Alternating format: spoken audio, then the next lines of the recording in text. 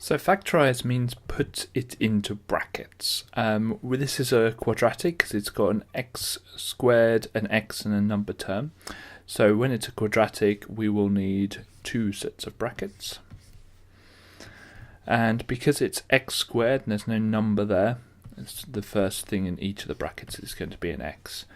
Now the way of doing these is you notice the number before the x and the number on its own.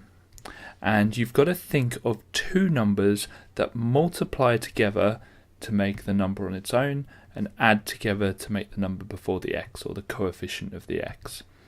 Now an easy way of doing that is you find the factors of 36 and just add them and see which ones add together to make 15.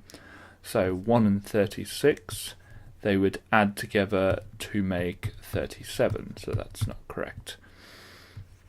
2 and 18, 2 plus 18 is 20, so we're getting closer but not quite right yet. 3 and 12, they would add together to make 15, which is what we wanted. So our answer will be x plus 3, x plus 12, and it doesn't matter which way around we put that. So I could have my answer as x plus 12, x plus 3.